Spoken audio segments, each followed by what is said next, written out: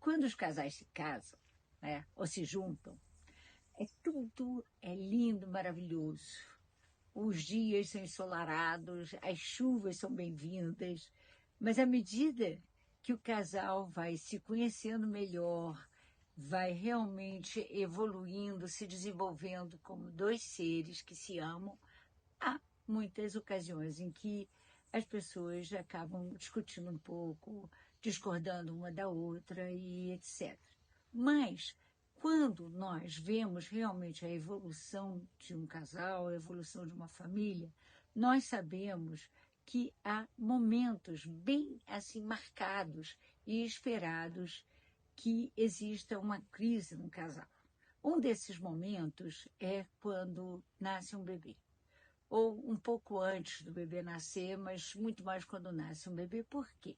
Quando nasce um bebê, o casal que poderia estar mais isolado da família, ele acaba tendo que abrir as suas portas para receber os avós, os tios, primos e outras pessoas que querem conhecer o bebê, mas os amigos, etc. Mas principalmente a família de origem, que acaba realmente sendo muito palpiteira, dando muito palpite. Ah, porque eu, quando eu amamentava meu filho, eu só amamentava, eu não dava leite, não dava nada. E o outro fala assim, não, mas você tem que trocar seu filho com fraldas da marca tal, senão pode dar problemas, etc. Então, dos dois pombinhos, acaba o quê? Acaba sendo assim a casa invadida por palpiteiros. Essa é uma primeira crise que pode advir no casal, pela intromissão da família de origem e outros, né?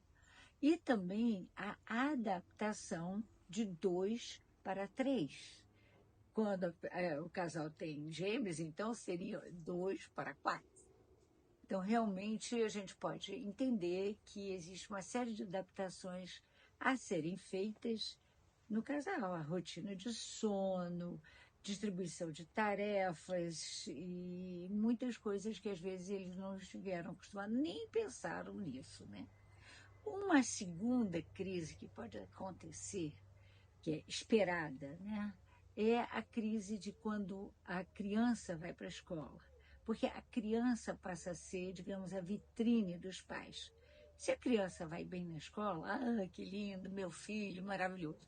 Se a criança tem problemas, muitas vezes os casais podem ter a tendência a culpar um ao outro pelos problemas dos filhos. E isso tem que ser dado a conversas mil, a se realmente debater sobre o tema, porque aí também existem temas de diversão, discussões sobre como não é tema de diversão na realidade, né? Mas temas em que as pessoas se diferenciam de como vão criar seus filhos. Então, essa é uma segunda fase esperada de crise no casamento. Uma terceira fase vem com a famosa aborrecência, em que realmente é uma fase que os filhos, por uma questão até de saúde mental, eles devem se separar, se individualizar dos pais. E discordam os pais em tudo, e os pais têm que estar muito atentos por causa de problemas de drogas, estudos, companhias e etc. Então, essa fase da adolescência é uma fase que marca muito o casal, porque é uma fase muito difícil. Uma outra fase, uma quarta fase, que eu diria que a crise no casamento esperada tem a ver com quando os filhos vão saindo de casa, que é a crise do ninho vazio, né?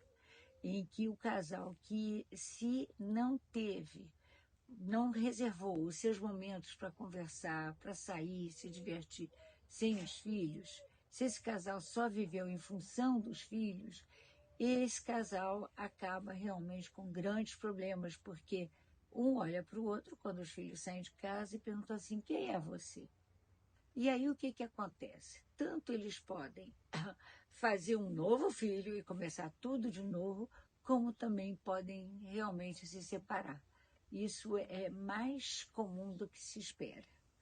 Agora, outras crises que acontecem e que não têm, digamos, uma data cronológica assim muito certa, são as crises, por exemplo, que podem advir de problemas financeiros, de problemas relacionados à demissão de emprego, ou também problemas relacionados à doença dos pais, isso é, dos avós dos filhos, dos pais, ou realmente também quando o casal precisa se mudar para uma outra cidade, tem que começar a sua vida toda de novo.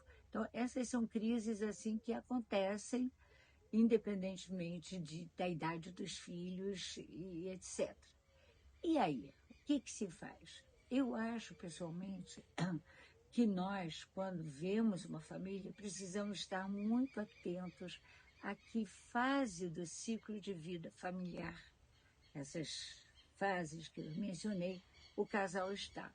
Porque quando um casal vem com problemas com um filho pequeno, muitas vezes eles dizem, ai, nós nos amávamos tanto, queríamos tanto ter um filho.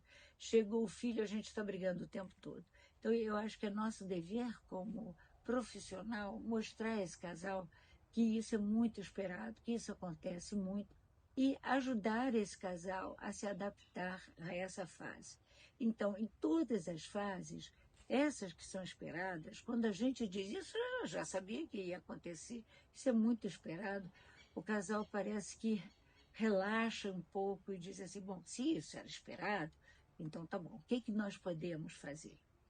E aí é que o nosso papel como terapeuta, como conselheiro desse casal, entra e é fundamental.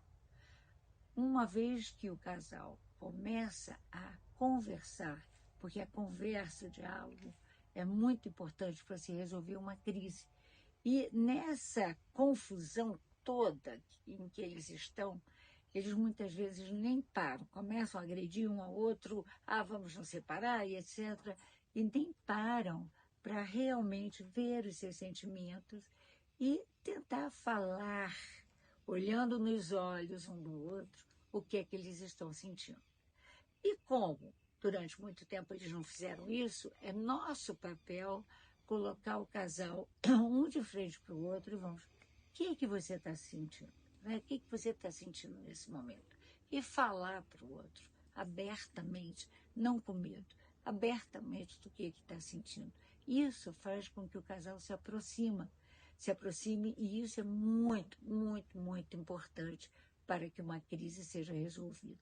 Aliás, nós, terapeutas de casal e família, falamos sempre que quando um casal vem em crise, as possibilidades deles saírem dessa crise são muito maiores do que se eles somente viessem assim num marasmo, numa questão assim de não sei o que fazer, um céu nublado.